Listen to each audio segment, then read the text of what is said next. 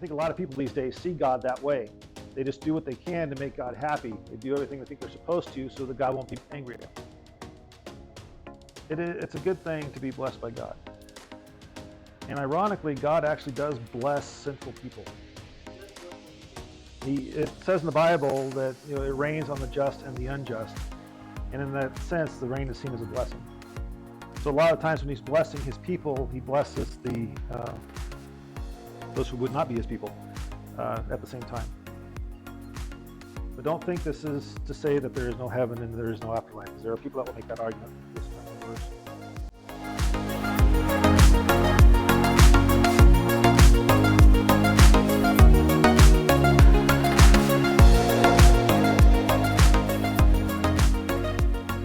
All right, so we're back into the Psalms today. Psalms 5 and 6. These are actually, when you read through the Psalms, there are a lot of David's prayers that were just put to a song. And in one of them, you'll see that it actually says it's supposed to be played with a certain instrument. But since these are prayers, I have a little video I want to play for you before we really get into it. And it's the Skit Guys, and it's how we pray. And they are making light of the way we pray. So if you pray a certain way that they're making light of, please don't take offense. It's all for fun.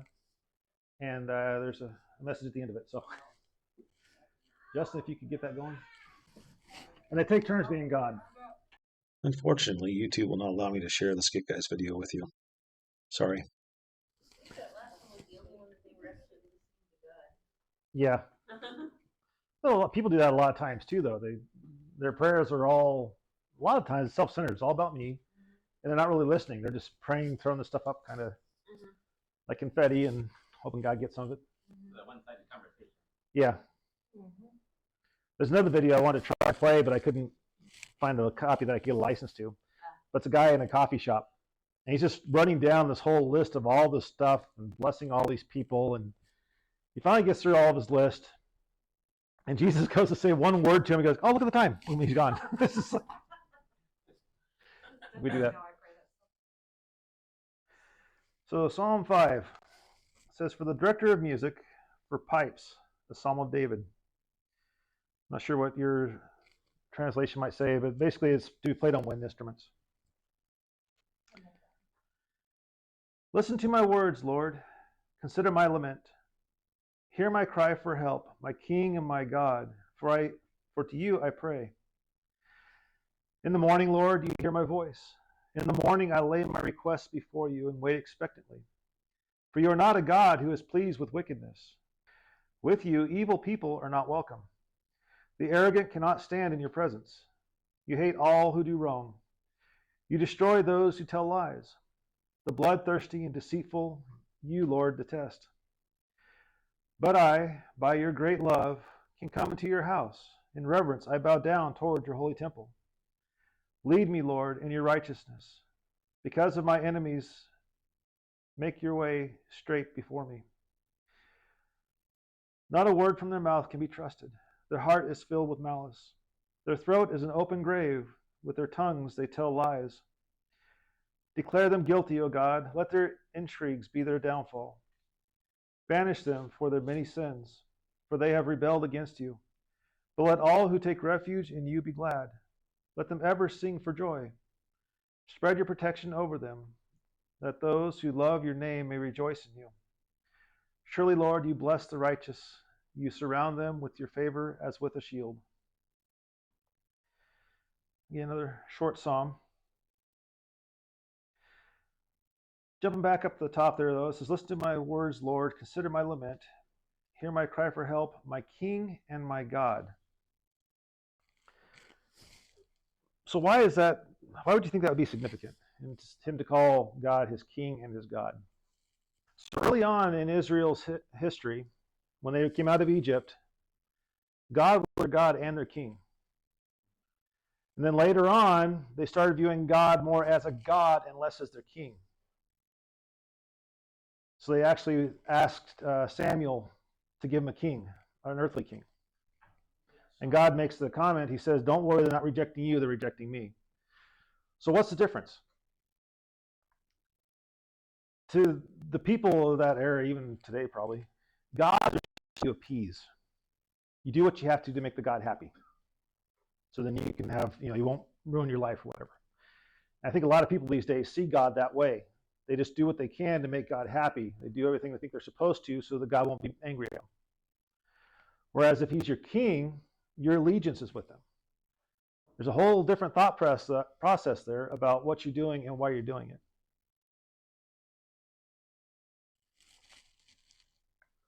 So maybe ask yourself sometime, God your God and king, or is he just your God? Now in the morning, Lord, you hear my voice. In the morning, I lay requests before you and wait expectantly. So apparently David did a lot of praying in the morning. It's a good time, especially if you're a morning person. Most of us have a lot of our thinking faculties with us early in the morning, whereas later in the afternoon, like the guy that was doing it before bed was, he's basically going to sleep.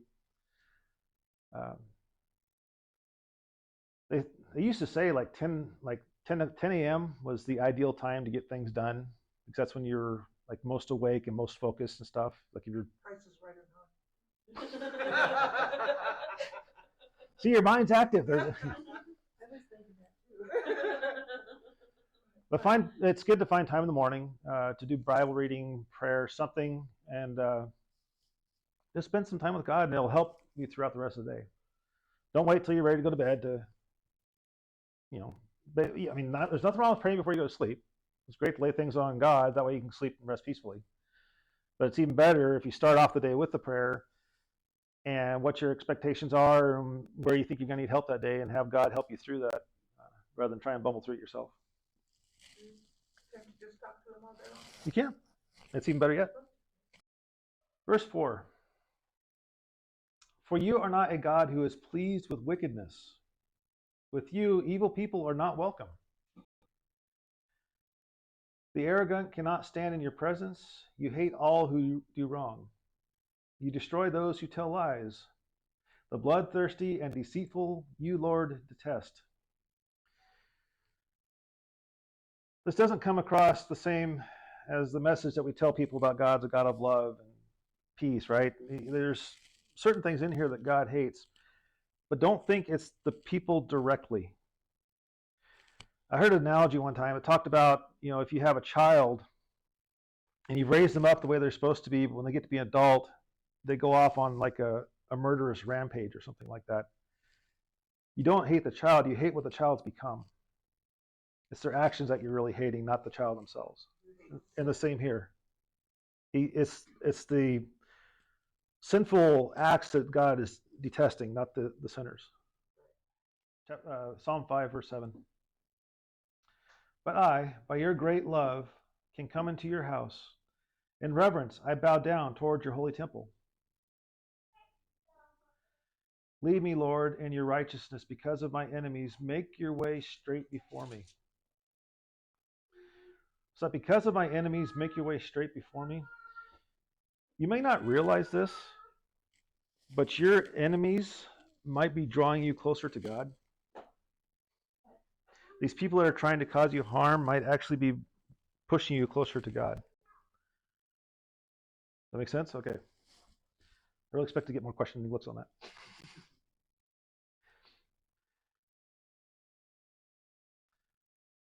Verse 9. Not a word from their mouth can be trusted. Their heart is filled with malice. Their throat is an open grave. With their tongues, they tell lies. I like to say is how the abundance of the heart, the mouth speaks. What they're filled with is what they're spitting out. They're filled with malice and lies, and they're spitting it back out at you. Declare them guilty, O God. Let their intrigues be their downfall. Banish them for their many sins, for they have rebelled against you. Again, this is David crying out. This isn't like Jesus talking specifically. This is David crying out because he's hurting. I'm not sure exactly what happened at this particular psalm, but David had a pretty tragic life. But we probably have in our times of duress or whatever, where someone's really been mean to us, we may not have prayed a very loving prayer in their direction. We may have asked God to take care of them in a mean way or something. Just get them out of my life, because they're hurting me. Yeah, the most I've ever asked for is expose them that they might confess and turn to you. I don't ever pray for somebody to be destroyed. Yeah, Then again, we weren't David. David went around destroying his enemies. So. Yeah, you had to. Yeah. Verse 11. Let all who take refuge in you be glad. Let them ever sing for joy. Spread your protection over them, that those who love your name may rejoice in you. That's a nice verse to latch onto. And the last one, surely, Lord, you bless the righteous. You surround them with your favor as with a shield.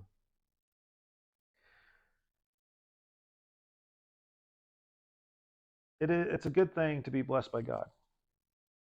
And ironically, God actually does bless sinful people.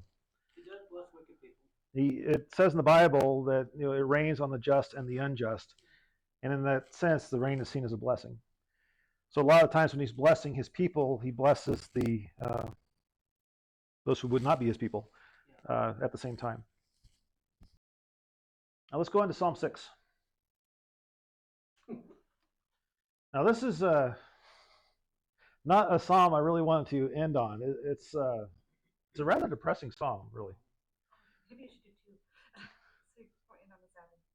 No, we'll get it here. There's a very good reason for it. So, it says, for the director of music with stringed instruments, according to Sheminith, a psalm of David. The Sheminith thing, it's believed to have been a stringed instrument with several strings on it, but like a bass. It says it was supposed to harmonize with the lowest note that a man could sing. So it's a really low, deep, Bass guitar. Yeah. Which kind of fits the mood that it's setting. We'll read through the whole thing again. It's not too long. Lord, do not rebuke me in your anger, or discipline me in your wrath. Have mercy on me, Lord, for I am faint. Heal me, Lord, for my bones are in agony. My soul is in deep anguish. How long, Lord, how long? Turn, Lord, and deliver me. Save me because of your unfailing love. Among the dead, no one proclaims your name. Who praises you from the grave? I am worn out from my groaning. All night long I flood my bed with weeping and drench my couch with tears. My eyes grow weak with sorrow. They fail because of all my foes. Away from me, all you who do evil, for the Lord has heard my weeping. The Lord has heard my cry for mercy. The Lord accepts my prayer. All my enemies will be overwhelmed with shame and anguish. They will turn back and suddenly be put to shame. Yeah, so it's not exactly your cheerful, feel-good kind of psalm. But there's a reason for these being in the Bible. One, you might be in that kind of a mood where you're really depressed and you feel like your enemies are coming against you. And this might help you. It might help you realize that you're not alone. The other is to help if you're always one of those happy-go-lucky people that's always happy and bubbly and stuff. It's good to realize that not all of God's kingdom is that way. There are people that are dealing with a lot of stuff. And so we read these Psalms, it helps us to remember them, to think about them, to pray for them. We have a lot of people that are suffering because of the name of Christ right now all over the world. But getting back to, we'll try and pick this apart a little bit. Verse 1. Lord, do not rebuke me in your anger or discipline me in your wrath. So, as parents, it's very important for us to realize when our kids mess up that we don't go beating the snot out of them in anger. Oh my God. You might need to take a deep breath. You might need to step back for a second and then come back at it and say, okay, you need to learn this lesson and do it calmly. Kind of reminds me of God flooding the whole world. Yeah. And not this flood. Sure, he was pretty angry that killed that many people. Yeah. So, and David's not denying that he's done anything here. He knows he's done something wrong, but he's begging for mercy again. We've seen this in the earlier Psalm too. It's, Lord, please don't do this in an angry way. Just have mercy. David is the great type of somebody who has sinned a lot, but also has genuinely repented a lot. Yeah. So along with verse 1, verse 2 says, have mercy on me, Lord, for I am faint. Heal me, Lord, for my bones are in agony. My soul is in deep anguish. How long, Lord, how long? we tend, I think it might be because of our Western thinking, we tend to separate the body from the soul when we think about the two.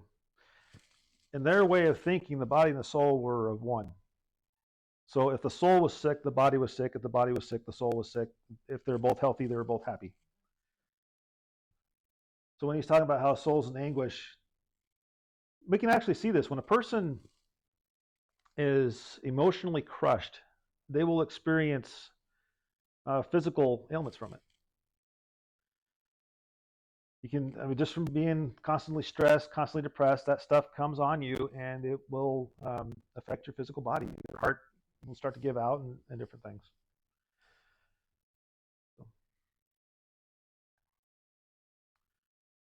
Verse 4, turn, Lord, and deliver me. Save me because of your unfailing love. I don't know if I want to get back to that topic again. But yeah, God's love never fails. And you're a child of God. He's going to do what it takes to bring you back. A lot of times there's going to be discipline involved because if you're like me growing up, you probably deserved it. And you just get into trouble. You got to have that correction. But don't ever think that God's doing it because you're less of a person or something. He's doing it for your betterment to make you into who you're supposed to be. Verse 5. Among the dead, no one proclaims your name. Who praises you from the grave? Yes, rhetorically. When David wrote this, the future salvation of the humankind was still kind of a vague thing. Jesus hadn't come back yet. We see little glimpses where they can see heaven in the Old Testament, but there's not a lot about it. And so they're not really sure what happens after they die. David did know that he was going to go somewhere after he died, and he was going to be with his son. We know that from what he wrote. But as far as they knew kind of from what they could see, is when someone dies, they go into the grave, they couldn't really see them doing anything after that. But don't think this is to say that there is no heaven and there is no afterlife, because there are people that will make that argument based on that one verse. I'm worn out from my groaning.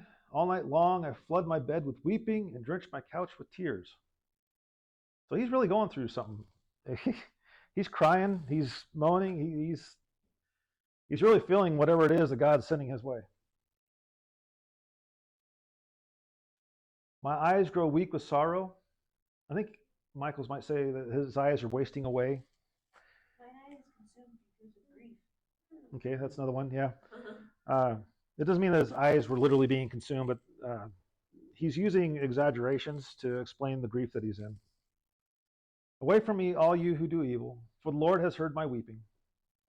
The Lord has heard my cry for mercy. The Lord accepts my prayer. That's another thing about David. He knew that God was going to hear him. And we should too. When we were praying out, no matter how you're praying, if you're doing one of the silly prayers like they were doing up there, God will hear you. You may not get an answer right away. God's answers are either yes, no, or wait. We have a hard time with the waiting part. We don't like to wait.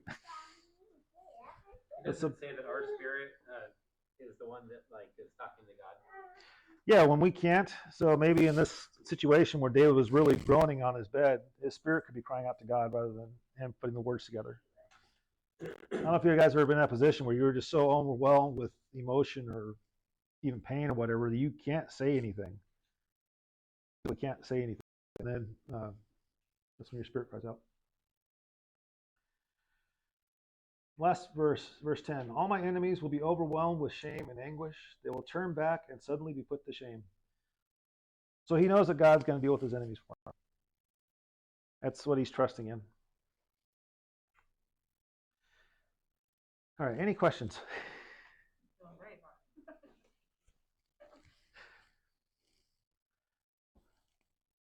Come on, Debbie, you got something. You're I want to say like. Yep, I'm No, sorry. okay. I'm not going to open my mouth. No. Don't, I am sorry. I shouldn't be that way in church. it's What are we talking about? Did I miss something? No, I just Yeah. feel bad I